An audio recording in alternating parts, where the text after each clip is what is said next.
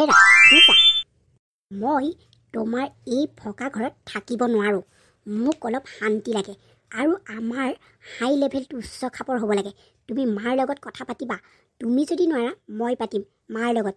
তোমাৰ এই সম্পত্তিখিনি গোটেই তোমাৰ নামত কৰিব লাগিব, তেতিয়াহে মই ভবাৰ মতে হ'ব, বুজিলা নহয়? কিন্তু বিনা, এইটো কেনেকৈ সম্ভৱ হ'ব? মই মাক কেনেকৈ ক'ম? মায়ে মনত বহুত দুখ পাব। আৰু এতিয়া দেউতাও নাই। মাক আৰু ভণ্টি কেনেকৈ এৰি গ'লে সমাজে কি ক'ব? সমাজে কি ক'ব? ভাত দিয়াহে তোমাৰ সমাজ। আৰু এইখন ঘৰত থাকি মই ভৱিষ্যত বনাব নোৱাৰোঁ আৰু গোটেই জীৱনটো অন্ধকাৰ হ'ব, বুজিলা? তুমি যদি মাৰাক ক'ব নোৱাৰা, ময়ে কথা পাতিম মাৰাৰ লগত, বুজি পালা নহয়? মাৰে ক'ব সমাজে কি ক'বা, কথা ক'ব আহে। বিনা ৰ'বাচোন, মই পাতিম নহয়। তুমিনো তেনেকৈ কিয় কৈছা? আজিয়েই পাতিবা তোমাৰ মাৰাৰ লগত, কৈ দিছোঁ কিন্তু। মা, তোমাক কথা এটা ক'ব লগা আছিল। কি কথা শুন, কচোন। মই তোৰ চব কথা শুনিম। মানে আপুনি এইখনত চহী এটা কৰি দিয়কচোন, যদি পুতেকৰ চব কথাই শুনে। এইখননো কি বোৱাৰী? এইখন হৈছে আপোনালোকৰ গোটেই সম্পত্তিৰ পেপাৰখিনি। ইয়াত মাত্ৰ এটা চহী কৰি দিলে এই গোটেই সম্পত্তিৰ অধিকাৰী হ'ব হীৰেণ, মানে আপোনাৰ পুত্ৰ। না, তুমি মনে মনে থাকা। হীৰেণ, বিনায়ে এইবোৰ কি কৈছে মোক বুজাই দিয়াচোন শুন। হীৰেণে কি বুজাব আপোনাক? মই কৈছোঁৱেই দেখোন, এই পেপাৰখনত আপোনাৰ মাত্ৰ চহী এটা লাগে। কৰি দিয়ক সোনকালে চহীটো। হীৰেণ, এইবোৰ সম্পত্তি চব তোমাৰেই। মই আকৌ পেপাৰখনত চহী মৰাৰ কথাটো ক'ৰ পৰা আহিল? তুমি মোক বুজাই দিয়াচোন, কি কৰিব খুজিছা তোমালোক দুইটাই? মা, তুমি ইয়াত চহী এটা কৰি দিলেই তোমালেই ভাল হ'ব। দিয়া তেতিয়াহ'লে চহীটো কৰিয়েই দিওঁ যদি ভাল হয়। এই সম্পত্তি এতিয়া আমাৰ। মই কাইলৈ এই সম্পত্তি বিক্ৰী কৰি মই ফ্লেটত থাকিম, বুজি পালে নহয় চাচু মম? বোৱাৰী, শুনাচোন তোমালোকে, এবাৰ মোৰ কথাটো শুনা। কি হ'ল? তুমি কিয় কান্দিছা?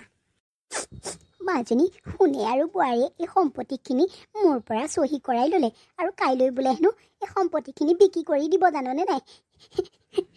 কি? মা, দাদাই একো নক'লে নেকি বৌক? আমাৰ দুজনী কি হ'ব? আমি কি কৰি খাম? হে ভগৱান, তুমি আৰু আমাক চাবা আৰু। কি আলোচনা চলিছে ইয়াত? হীৰেণ, এওঁলোকক কৈ দিয়া এইখন ঘৰ বেলেগক আমি বিক্ৰী কৰি দিলোঁ। এওঁলোক য'ত যায় গৈ থাকিব পাৰে মনৰ ইচ্ছামতে। বোৱাৰী, হীৰেণ, বোৱাৰীক অলপ বুজাচোন। আমি দুইজনী ক'ত যাম? কি কৰিম? কি খাম বাৰু? এনেকুৱা নকৰিবি হীৰেণ। বোৱাৰী, শুনাচোন এবাৰ তোমালোকে। মনে মনে তালি টোপোলা বান্ধি ওলাই যাওক। হীৰেণ, ব'লা আমাৰ নতুন ঘৰলৈ, তাত আমাৰ দুইটা সুখেই সুখ হ'ব। ব'লা যাওঁ ইয়াৰ পৰা। হীৰেণ, দাদা শুনচোন। বৌ, এবাৰ শুনাচোন। মা, ব'লা আমি এইখন ঘৰৰ পৰা যাওঁগে। মই এইখন ঘৰৰ পৰা কেনেকৈ যাওঁ বাৰু? দেউতাই বৰ মৰমেৰে সাজিছিল এইখন ঘৰ। দেউতাই ইহঁতক কেতিয়াও ক্ষমা নকৰিব চাবিচোন পৰি। এনেদৰেই মাক জীয়েক দেউতাকে সজা মৰমৰ ঘৰখনৰ পৰা ওলাই গ'ল। বাহ! মা, আমি ক'ত যাম? কি কৰিম? ৰাতিয়ে হ'ল দেখোন। মাজনী, কাকো চিনিও নাপাওঁ। ক'ৰবাত যাবলৈ মিতিৰে ঘৰো নাই। আজি এই ৰাতিটো ফুটপাথতে কটাব লাগিব। এনেদৰেই মাক জীয়েকে সেইদিনা ফুটপাথতে থাকিলে। পিছদিনা সিহঁতে সৰু ঘৰ এটা লৈ থাকিবলৈ ল'লে আৰু এনেদৰেই দিনবোৰ সিহঁতৰ পাৰ হ'ল। সিহঁতৰ যিকেইটা সাঁচতীয়া পইচা আছিল সেইকেইটাও এদায় হ'ল। তাৰ পাছত পৰিয়ে চাকৰি বিচাৰি যায়, কিন্তু কোনেও নিদিয়ে, কাৰণ তাই কম পঢ়া। সেই পৰিয়ে মনতে ভাবিলে যে তাই এখন ৰেষ্টুৰেণ্ট খুলিব সৰুকে। সেই মাকৰ লগত কথা পাতিলে আৰু ৰেষ্টুৰেণ্ট খুলিলে। ৰেষ্টুৰেণ্টখনত মানুহ ঢেৰ হয়। এদিনৰ কথা। সেয়া দেখোন আমাৰ বৌ। যাওঁচোন ওচৰলৈ মাত এটাকে দিওঁগে। বৌ, বৌ। ঐ ছোৱালী, কোন তই? মোক কিয় বৌ মাতিছ? মই তোৰ বৌ নহয় দেই। এইবোৰ আপুনি কি কৈছে? মই আপোনাৰ ননন পৰি আকৌ। বৌ, দাদা ভালনে? সি সময়মতে খোৱা বোৱা কৰেনে? তাক নেদেখা আজি বহুত দিন হ'লেও তাক চাবলৈ ইমান মন যায়। আৰে এইজনী কোন ছোৱালী অ? মই চিনি নাপাওঁ। মোক বৌ মাতিব আহে। দুখীয়া কৰবাৰ। মোক আৰু এবাৰ বৌ মাতিবি, তোৰ এই কুটকুলা চুলিত ধৰি কটালি পেলাম ছোৱালী, গম পাবি? যা ইয়াৰ পৰা, মোক বৌ মাতি নাথাকিবি। মা, বৌয়ে আজি মোক চিনি নোপোৱা ভাও ধৰিলে আৰু চবৰে আগত মোক নপঢ়া নুশুনা দুখীয়া বুলি হাঁহিলে, জানানে? মাজনী নাকান্দিবি।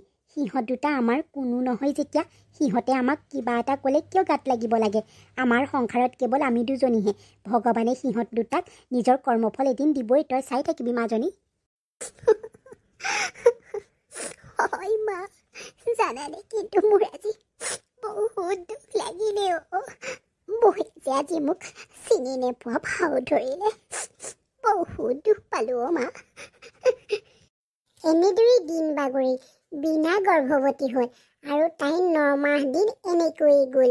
এদিন বিনাই ভাত বনাবলৈ গেছ অন কৰি থৈ গেছটো জ্বলাবলৈ পাহৰিলে আৰু এনেকৈ থৈ তাই বাহিৰলৈ ওলাই আহিলে। তাই হীৰেণক বিচাৰি আকৌ পাকঘৰ পালেগে। হীৰেণেও পাকঘৰত আহি গেছটো জ্বলাই দিওঁতে গোটেই ঘৰ জ্বলি গ'ল আৰু সিহঁত দুটা যেনে তেনে বাচি আহিল। বিনাই দুখ পালে। লৰালৰিকৈ হস্পিটেললৈ লৈ নিলে হীৰেণে। ইমিডিয়েট কৰিব লাগিব, নহ'লে মাক আৰু বেবীক এটাকো বচাব নোৱাৰিম দেই। হ'ব ডক্টৰ, আপুনি যিকোনো প্ৰকাৰে অপাৰেশ্যনটো কৰকচোন। মোৰ হাতত পইচাও নাই, ঘৰটো জ্বলি নাইকিয়া হ'ল। কি কৰিম এতিয়া? যিবোৰ পইচা আছিলে চব ঘৰটোতেই থাকিলে, বেংকত নথলোৱেই নহয়। কি হ'ব এতিয়া? মোৰ মানুহজনীক মই কেনেকৈ বচাম? হীৰেণে এনেদৰে ভাবি ভাবি কান্দিবলৈ ধৰিলে। সেইফালেদি পৰি গৈ আছিল। দাদা, ঐ দাদা, দাদা কি হ'ল? তুমি কিয় কান্দি আছা? আৰু বৌ ক'ত?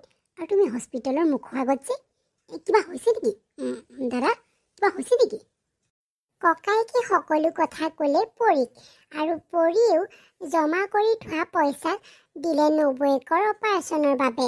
অপাৰেশ্যন ভালদৰে হৈ গ'ল আৰু বিনাই এটা ল'ৰা সন্তান জন্ম দিলে। বিনা আৰু হীৰেণ মাক আৰু পৰি থকা সেই সৰু ঘৰটোলৈ আহিলে। মা, মই আপোনালোকৰ ওচৰত ক্ষমা প্ৰাৰ্থী নহয়, তথাপিও মোক ক্ষমা কৰি দিব। আজি মই বহুত লাজ পাইছোঁ। মই আপোনালোকক ইমান বেয়াকৈ কৈছিলোঁ। পাৰিলে ক্ষমা কৰি দিব মা। পৰি, তুমিও মোক ক্ষমা কৰি দিবা অ' মা। পাৰা যদি মোকো ক্ষমা কৰি দিয়া অ'। হেই, মোক কন্দুৱাবি এতিয়া তহঁত দুটাই। মোৰ নাতি মোৰ ওচৰত দে। তহঁত দুটাই তহঁতৰ নিজৰ ভুল বুজি পালি নহয়, মাৰৰ বাবে সেয়ে বহুতো। হ'ব দে। এনেদৰে বিনাই পৰীকো ক্ষমা খুজিলে আৰু সিহঁত গোটেই কেইটাই সেই সৰু ঘৰটোতে মিলা প্ৰীতিৰে শান্তিৰে থাকিবলৈ ল'লে। বন্ধু বান্ধৱীসকল, আমাৰ এই ভিডিঅ'টো চাই আপোনালোকে কেনেকুৱা পালে? যদি ভাল পালে লাইক কৰিব, কমেণ্ট কৰিব আৰু চেনেলটো ছাবস্ক্ৰাইব কৰি দিব। তেতিয়াহ'লে আজিলৈ বাই বাই।